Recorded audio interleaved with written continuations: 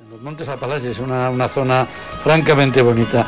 Bueno, vamos a dejar durante unos segundos la música porque te recuerdo que estamos haciendo un programa sobre la muerte que, aunque no haya cambiado en sí, sí lo ha hecho la forma de asumirla, además del cómo y el cuándo. Y en ese sentido, los profesionales de la psiquiatría y de la salud mental han acompañado y acompañan a multitud de personas a transitar por ese trance tan amargo. Y para hablar de eso, precisamente desde el punto de vista de la psiquiatría, está con nosotros el doctor Javier Quintero, director de Psiquis, centro especializado en psiquiatría y psicología y centrado en la atención del niño y del adolescente, y además jefe del servicio de psiquiatría del Hospital Universitario Infanta Leonor. Buenas tardes, doctor Quintero. Muy buenas tardes, ¿cómo estamos?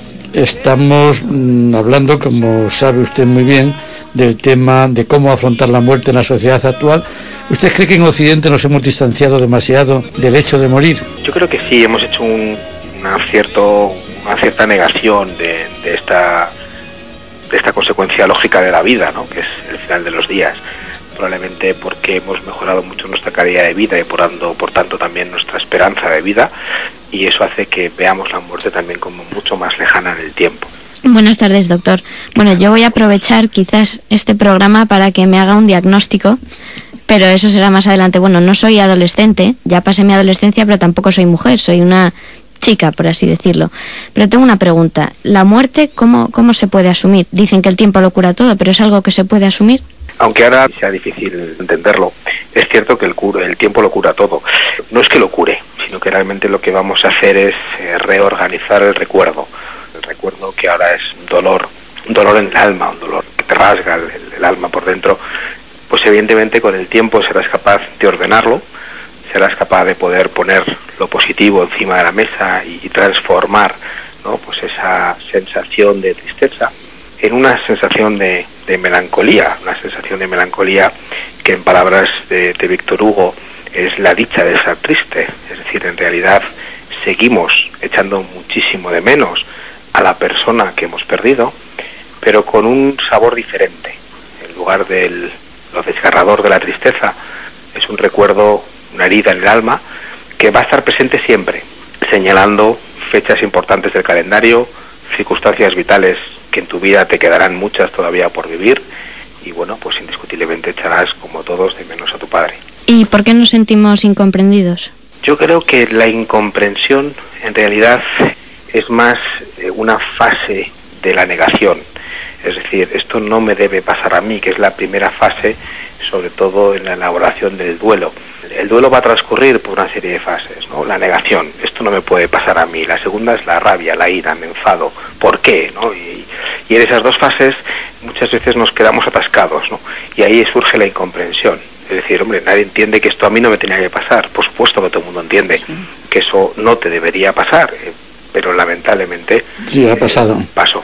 Bueno, vamos a seguir con esas fases de la asunción del duelo. Hemos hablado ya de la negación y de la rabia y la ira.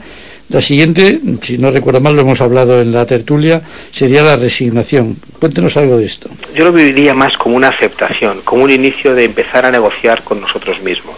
Es el punto de inflexión, es decir, hasta aquí es todo caída libre, ¿no?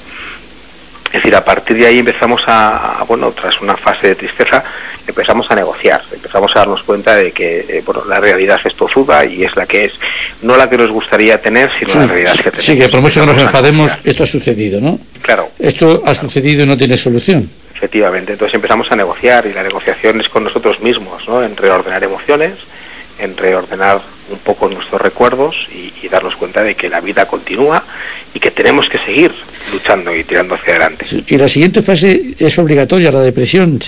No se puede pasar, digamos, de la tercera, la resignación o la aceptación, a la definitiva, que es ya la liberación total, aceptación plena. ¿Es obligatorio pasar también por la depresión? Vamos a pasar por todas, lo que no tiene por qué es estar mucho tiempo en ellas. Es decir, la negación, la rabia, la aceptación, negociación, tristeza, son fases por las que vamos a transcurrir. Otra cosa es cuánto tiempo vamos a estar en cada una de las fases. Estas fases del duelo las aplicamos a cualquier pérdida, no solamente la pérdida de un ser querido. Lo que sí que es cierto es que esa fase de tristeza, esa fase depresiva, por decirlo de alguna manera, es tanto más intensa y tanto más duradera, de una manera directamente proporcional a la emoción y al afecto que teníamos con la persona que hemos perdido. Bueno, usted que trabaja con niños y adolescentes, también lo hemos tocado antes en la tertulia, ¿qué recomienda en relación con la muerte y el niño? ¿Es bueno implicarles de alguna forma, comunicárselo o es mejor ocultárselo? El problema es que el niño es un concepto complicadísimo de definir, en tanto en cuanto lo que tenemos es que dar a cada niño, a cada crío, la información que necesita. Más información, tampoco. Es decir, una de las cosas que muchas veces también nuestra sociedad está generando problemas es porque les damos más información de las que pueden manejar. Entonces lo que tenemos es que ir entendiendo cada niño qué información necesita, ¿no? Y para muchos niños, cuando son pequeños, el concepto de finalidad, el concepto de fin vinculado a la muerte, pues les cuesta asumirlo. Y eso también es un mecanismo suyo de protección. Es decir, bueno, pues cuando un niño pequeño percibe que su madre o que su padre han fallecido, tarda un tiempo en darse cuenta de que esto es definitivo. Es decir, bueno, pues, y eso también de alguna manera les protege.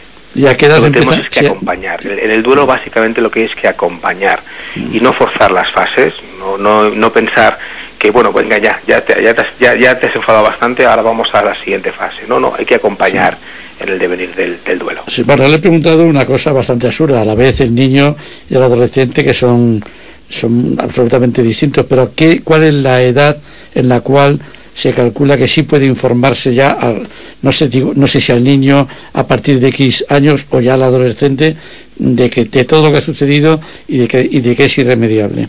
No, eso se informa en cualquier edad.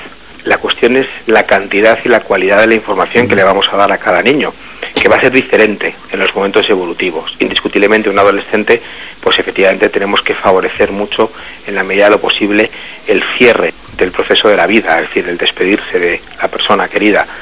A lo mejor a un niño eso le va a ser más complicado porque no lo va a entender, pero también pensando en el otro lado, en el que se despide, si somos capaces de favorecerlo, pues desde luego es un proceso muy intenso, desgarrador, pero que deja una huella en la memoria importante. Al final, en todo esto, la clave es lo que decía al principio, no hay una regla de oro de cómo, los tiempos, las edades, sino ir acompañando en el proceso del duelo. Y cada uno vamos a llevar un duelo diferente, y cada uno vamos a ir evolucionando en esas famosas fases de la aceptación del duelo a un ritmo distinto, y tenemos que ir adaptándonos a las necesidades de cada niño o de cada persona mayor. Y es que cada persona es un mundo, eso es evidente, y en ese sentido, ¿cuál es el papel del especialista? ¿Cómo ayuda el especialista en estos casos? Pues mira, yo siempre he recomendado quedarnos atrás, quedarnos a petición de ayuda. Es decir, yo sí que siempre he recomendado mantenernos en un proceso natural como es el duelo, permitir que las cosas evolucionen conforme a cada persona. Como bien decía Ana, cada persona es un mundo, y yo siempre he sido mucho más expectante en ese sentido. Ahora bien, cuando de repente el sufrimiento es muy marcado, muy intenso, determinadas personas se quedan enganchadas en una fase y no son capaces de evolucionar, pasa el tiempo, y aquí sí podríamos estar hablando de un criterio temporal de 6 meses a un año, ¿no? Si transportado ese tiempo, pues no hemos sido capaces de reorganizar todo nuestro escenario vital, pues a lo mejor sí que merece la pena buscar un punto de ayuda, que alguien que nos pueda ayudar a ver por qué no hemos sido capaces de transitar en esas fases del duelo. Yo le iba a preguntar precisamente cuál era, porque ha salido también el tema de la tertulia, el plazo del duelo, y le iba a preguntar lo que nos han dicho los especialistas en la tertulia, que si 6 meses es suficiente, pero ya ha contestado un poco diciendo que entre 6 meses y un año le parece normal.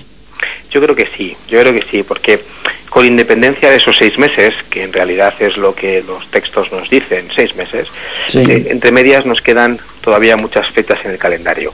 Nos falta la primera Navidad sin la persona querida, el primer cumpleaños, el primer aniversario del fallecimiento, es decir, y es cuando llegamos al primer aniversario del fallecimiento, que ya hemos pasado por todas las fechas del calendario señaladas en rojo, pues ya podemos, entre comillas, pensar que, bueno, ya está, y ahora ya lo siguiente ya sabemos lo que es.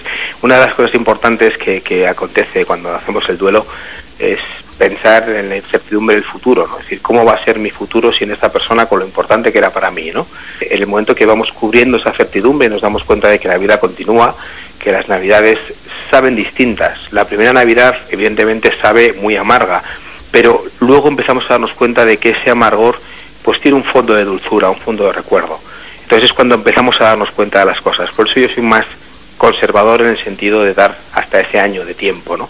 Es cierto que hay veces que tenemos que intervenir antes porque la afectación emocional es muy intensa y no le está permitiendo a la persona, bueno, pues funcionar medianamente bien.